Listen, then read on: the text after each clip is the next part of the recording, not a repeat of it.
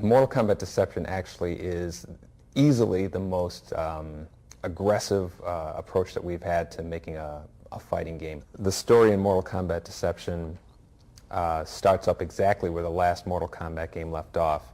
The player can see exactly what happened to the deadly alliance of Shang Tsung and Quan Chi, and then it kind of takes off from there and introduces the whole Dragon King storyline as well as this other kind of Sujinko character storyline that we've are introducing in Deception. Online play is probably one of the most exciting features that we've added to Mortal Kombat Deception. Since the arcades have kind of died down over the years, bringing Mortal Kombat online really kind of recreates that whole experience where you're able to go online, play against people that you don't know, see how your skills compared to them. And we're really excited about the fact that you're going to be able to play these different modes of play online as well. And I think it's going to add a huge new kind of fire to the whole fighting game genre that has never really existed before since the 90s. Every Mortal Kombat game that I'm going to be involved with is going to have Scorpion and Sub-Zero. I don't think anybody can really imagine those characters not in a Mortal Kombat game.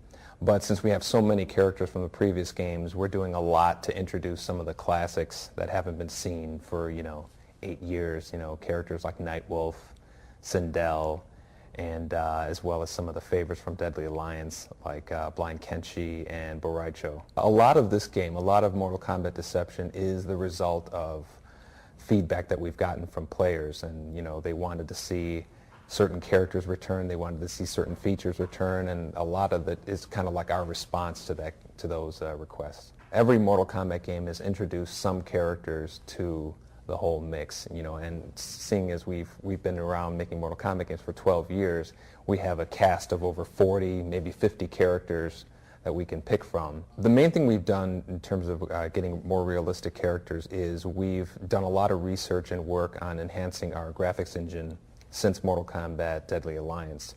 And with that extra time, we've managed to really increase the performance that we get out of the current generation of consoles. Mortal Kombat Deception has a much more responsive control and a lot faster attacks than any of the Mortal Kombat games before.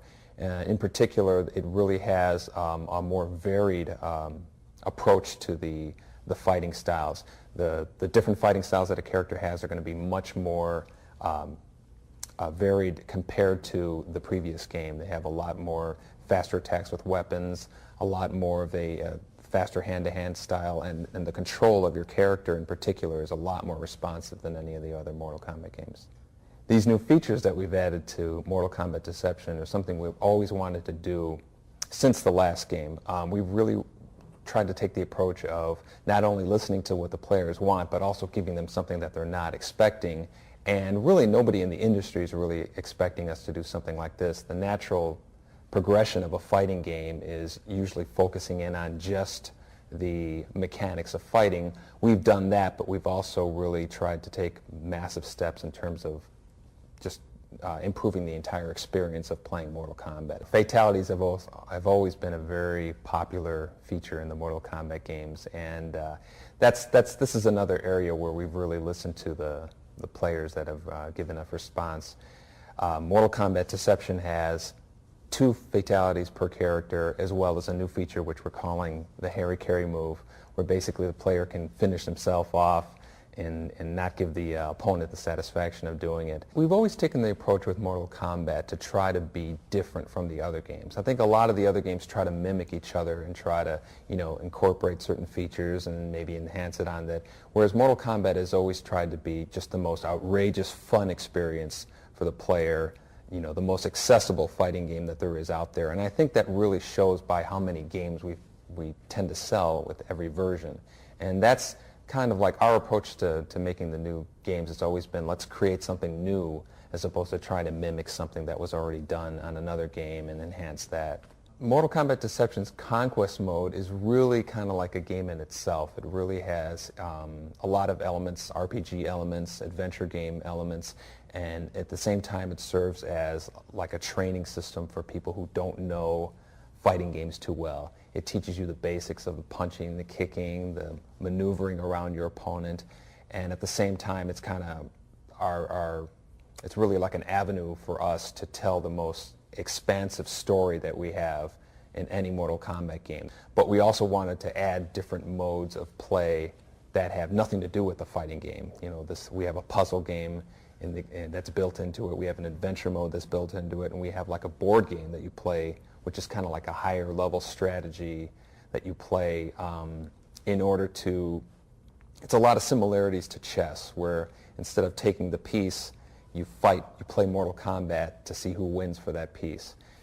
All of these combined together really have made Deception like the most content-filled fighting game ever made, you know, bar none. And because the backgrounds are so varied in different sizes and shapes, you're actually, part of your decision of which character you want to pick is going to be based on which background are we going to be fighting on, because certain characters will have advantages and disadvantages based on the background that you're fighting on, because the characters are varied in speed, size, you know, ability, and with that mix, I think that's going to make it a lot more of an unpredictable outcome of the fight in the fighting game. Mortal Kombat Deception has added a new feature we call the death traps, where basically some of the backgrounds have areas that are dangerous where you can take damage. Not only take damage, but some backgrounds will actually have an area that will kill you instantly. So you can be losing a round, have no energy left, and lure your opponent into the one death trap, throw them into a big meat grinder, and boom, you've won the round. And that whole kind of unpredictable, you know, turn the tables approach to the fighting game is really something that's new, and it's gonna be interesting to see how people use that strategy online as well as off.